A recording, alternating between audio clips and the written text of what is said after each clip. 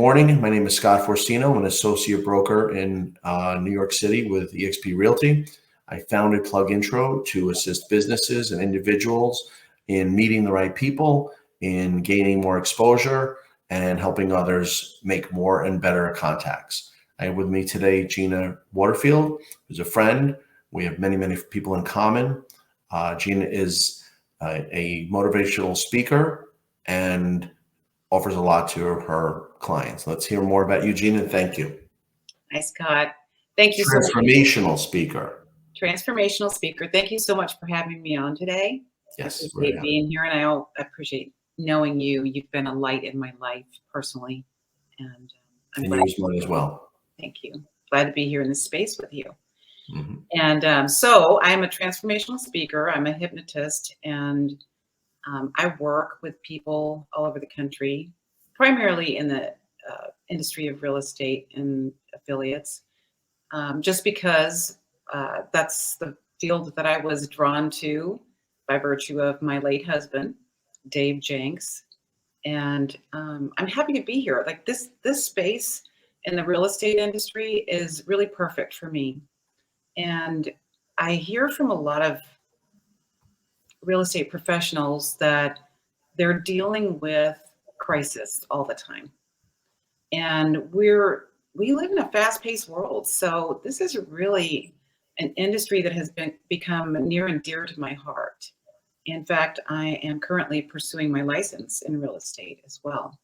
So I'm honored to do the work that I get to do as a holistic practitioner. As a hypnotist, I get to see all kinds of experiences that people have had and the commonalities between all of these, what I'm going to say are human experiences. And that includes myself. I have my own history of trauma and have worked diligently for 25 years to move through to a better place of understanding and in an effort to help myself primarily, and then to, as a byproduct, to help other people to heal from the things that have hurt them. That's impressive. And how do you come across these people? They know you, I'm sure, but how does that work? Well, it's kind of interesting because I really knew nothing about real estate as an industry until I met my late husband, Dave Jenks. I knew that you live in a house, you buy a house, you rent a house, you sell a house, and that was pretty much it. But I was brought into this world that is full of brilliant people. And I've come to really embrace this community. And, you know, the truth is that we're all so much more alike than we are different. But I was just brought into this world to discover a different part of my professional practice, and have met some wonderful people that I call friends all over the globe. And I'm so grateful to be in here. God has blessed me abundantly to be here. That's for sure. I mean, people, you know, it's said that no one gets into real estate. Real estate gets into you. From my experience. And I think that, you know, I'm here for a reason, and there's a purpose to this. And, you know, you and I have had the pleasure of having a few conversations, Scott, about a topic that I would like to discuss today, if that's okay with you. And then the topic is called grief. Please, thank you.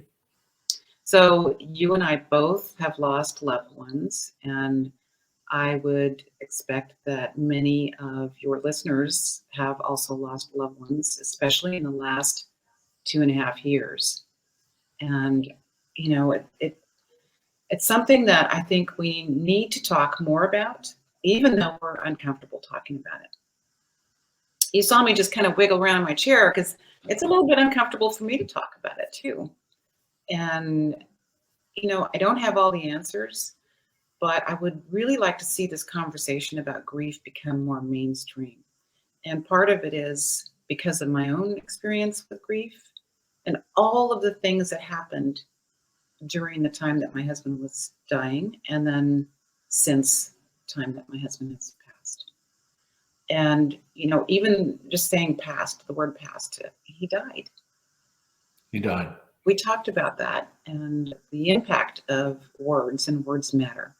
right? Words have influence. And dying, death, dead seems so profound of a word or words. And they are. But it's a true thing. It happened. And I think that we need to become a lot more comfortable talking about it. One of the things that my husband talked about a lot, and he said he was a seeker, and I realized that I'm a seeker. I know you're a seeker, and part of his study and his mission was promoting seeker wisdom. And I love that because I think it's more about being optimistic about everything. For me, it means more in my field, it means more of optimism coupled with mindfulness. Being more mindful about what we're doing, what we're saying, what we're thinking really has a great impact on our energy, our attitude, how we relate to people, and how, first and foremost, how we relate to ourselves, right? Because if we can go into a state of curiosity when we're hurt, when we're angry, when we're having all the real feelings that we have that maybe aren't so positive in nature, then we can discover, we can access our subconscious blocks that we have, the emotions that are underlying um, how we think, what might keep us from living our fullest, most productive, best life in higher consciousness, right? So, seeker wisdom is about curiosity and being open to possibility. And I love that concept. And so, you and I were talking about grief and how it has impacted us in our daily life. And we were also talking before the show about how we were both feeling it yesterday, feeling the impact of losing our loved ones yesterday. For me, that showed up as I was feeling really in low energy. I was confused. I was dysregulated. I couldn't gather my thoughts. I felt like I wasn't being very online mentally. And, with that comes disappointment and frustration. And I really had to step back, and I decided to reach out to a couple of friends who were also professional colleagues.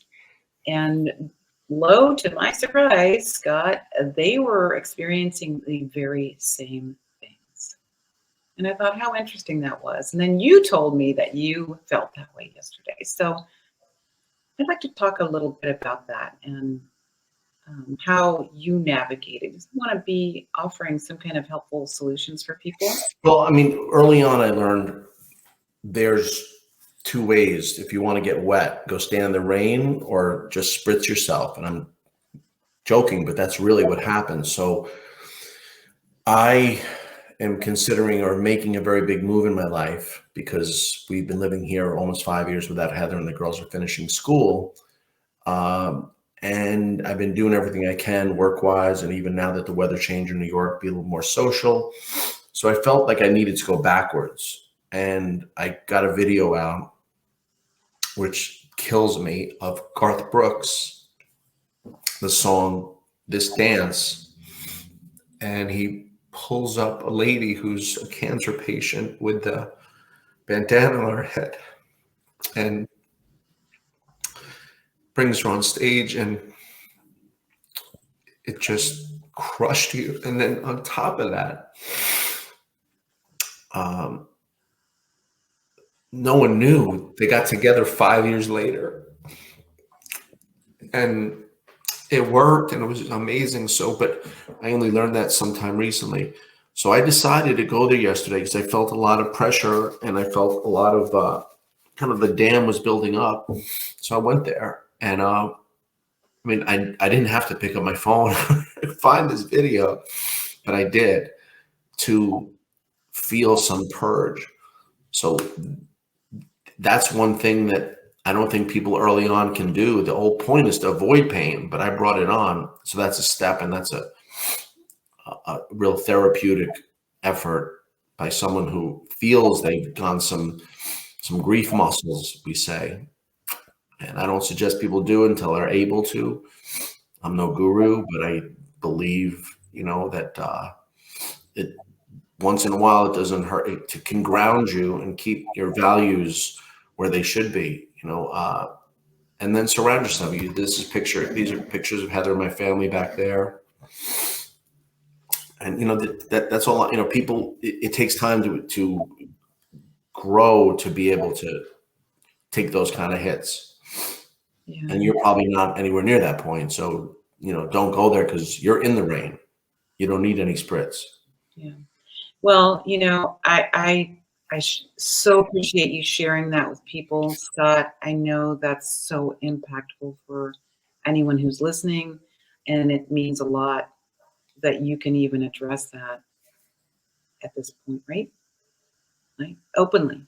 And so touching our, with our making connection with our grief is so important. And I did things a little bit differently than you, and that's fine. I mean, people have different ways of dealing with grief. And I took 2 months right after my husband died to really take the time and place some boundaries around my grief process and to fully enmesh myself in it, because I wanted to, I think it's important to feel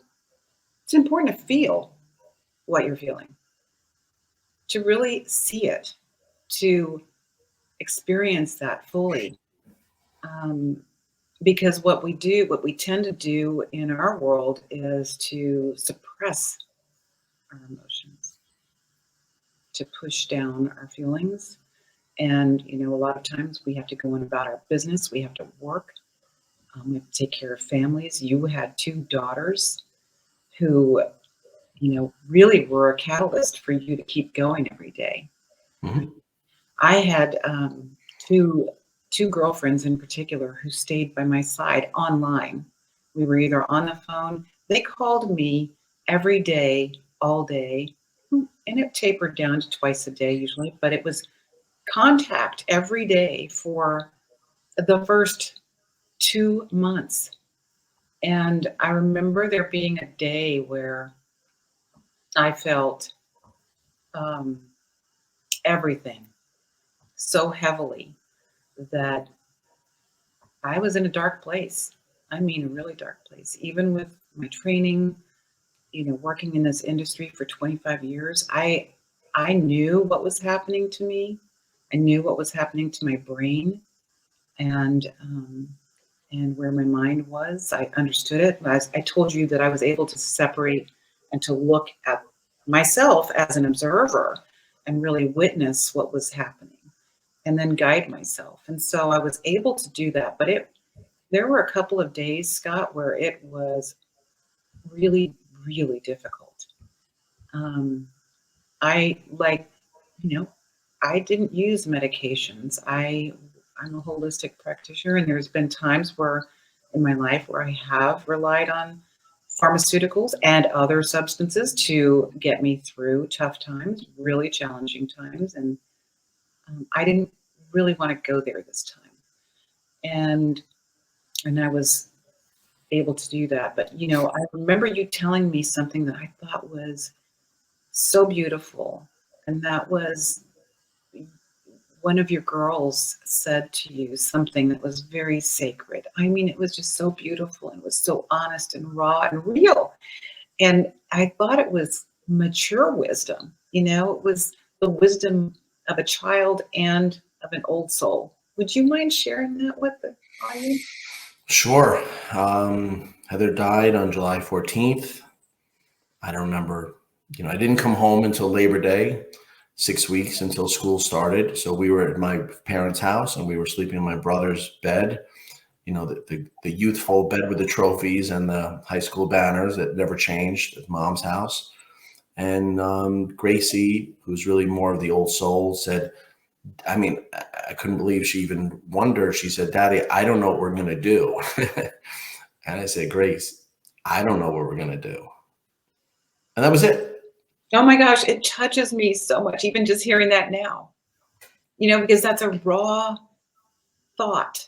It's a raw, real feeling. What are we going to do? I don't know what we're going to do. I felt that way. I think that most of us probably feel that way when we lose someone who's very special to us, right? And, this can be part of the question, part of the series of questions that we are asking ourselves when something traumatic happens. What am I going to do? I don't know what I'm going to do, right? And we were also talking about, how we got through this so far, how we have both gotten. You're further along in the journey than I am, and you've done a lot of work to build a sense of community around grief, which I applaud you for. Um,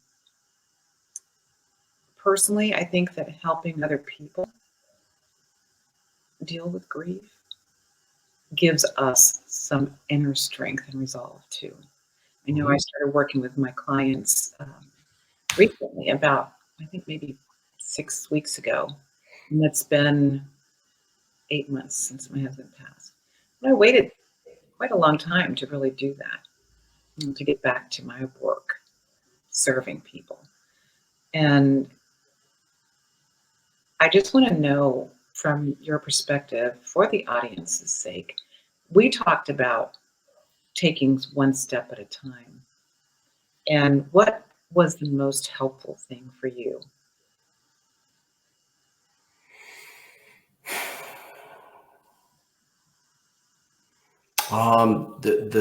The number one most helpful thing, because we are a family of faith, was realizing, and someone said this to me, made this, I'm a logical, practical guy. I practice law since 1992.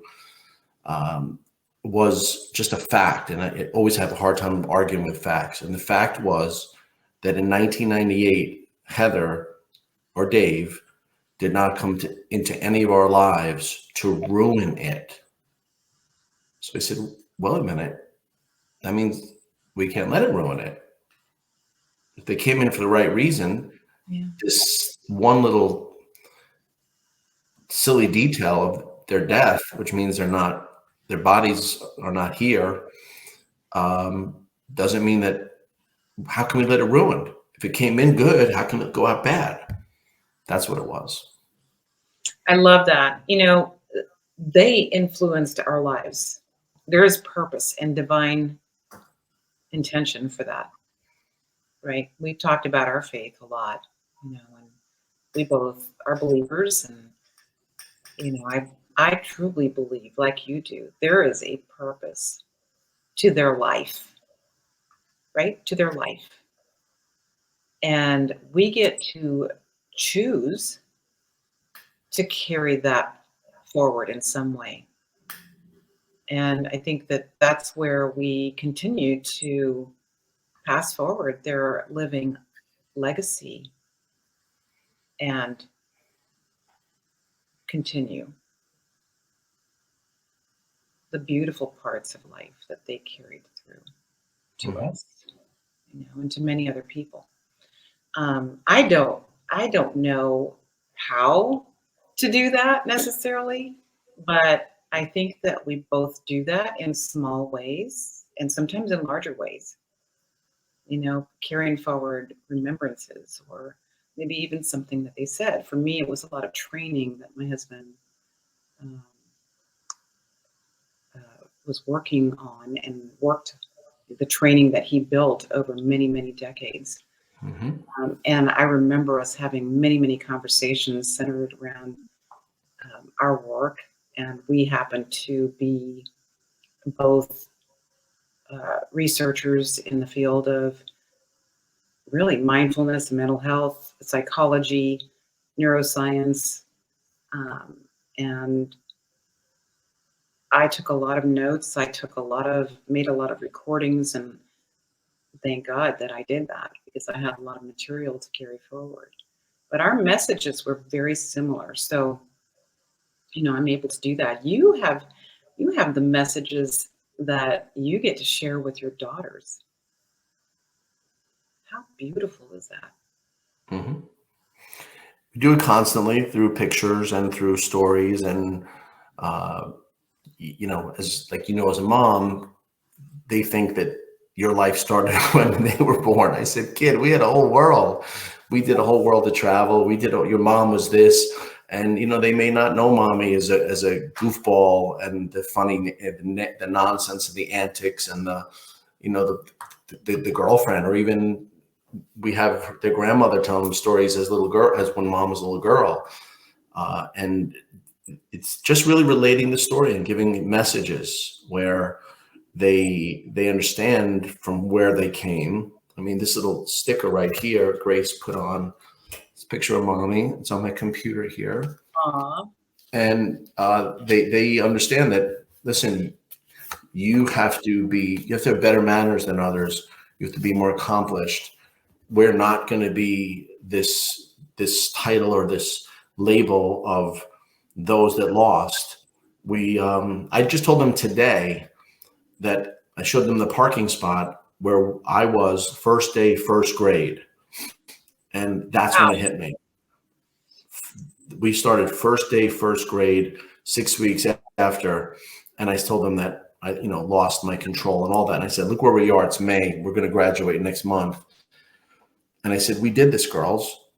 And, your mommy was such an influence when things got tough, and they will be tough. We did it. So it's, constant message. And, and you can give that same message of what, influence Dave was. I had my own connection to Dave. And then I heard about you in his life. And this is, through social media and through conferences and through some of his friends. And I knew how completely held in high regard Dave is today, and how many people's lives he affected and improved upon. I mean, Dave was a giant in this industry, and this is one of the biggest industries in America. So that's not saying it's anything small. That's a big deal. And the outpouring of love and affection, and it was really related to what an impact Dave, your husband, made with people. And this is a business, so that means he improved their lives. He improved their families' lives. Yes. So I'm really, really. It's so wonderful for you to be associated so closely to such an icon. It's been a blessing, and even all of the people that he introduced me to have been so generous and kind and loving. When I think about the influence that he had over so many lives, it's not just the agents, it's not just the market centers, it's not just this one particular realtors group, it's the industry. He impacted the industry in a huge way. And so I think that's why I feel less pressure to carry forward his legacy, because I know there are so many other people doing that every day in their everyday lives, right? So I will bring him into the mix of my own trainings, and as I have, I was really thrust into this world by him, this real estate market and industry. And because of that, I'm able to have some kind of influence, but I want there to be no mistake made in assumptions. These people have been a massive influence on my life too, personally. I've, I just feel like it was such an immense blessing to meet him and to get to know him. And I feel as though I knew him better than almost anyone else, and maybe better than anyone else except God, and there's a reason that happened. But I do think that, we build community through compassion and through storytelling. And I love that you tell your daughters these stories, you're sharing story with them, and, their grandmother is. And, hopefully there's many, many other people who will also do the same thing. We know that when we relate to a story, we tend to remember it. We have markers for that. And the more we hear it, the more it becomes a habit. We start to adopt that belief. And what a beautiful legacy to give to your girls, not only for themselves, but for all the other people they will influence in their lifetime. I can't even imagine what a blessing that's going to be for our communities and our world. We influence people every single day.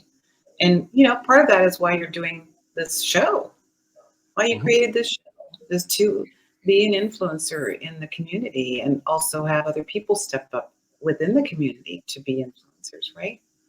So I love the power of story. I think it's the more sentimental it is, the more profound it is. And I'm so grateful that you're here to share in this way in particular today, because I think that this is maybe there's a missing gap when it comes to our business communities, and that's the emotional and the mental support that we all need, regardless of where we're at in our lives and our businesses. We're all in need, and especially within the last 2.5 years. We were talking about not being able to discuss grief, and I think that most of us are ill prepared to experience grief, and we certainly will, from the death of a loved one, or at least to hear of someone close to us that has lost a loved one, and we often don't know what to say. And so you and I talked a little bit about that and how people have different response mechanisms when it comes to death and dying. Some people don't want to handle it. They don't want to talk about it. They don't know what to say. And you and I were talking about what kind of response that we would like to let people know that might be appropriate, more appropriate than pulling back, more appropriate than saying, well, you're going to get through this. You're going to get over this, or it takes time to heal, but you will. We throw out a lot of platitudes that as you mentioned earlier,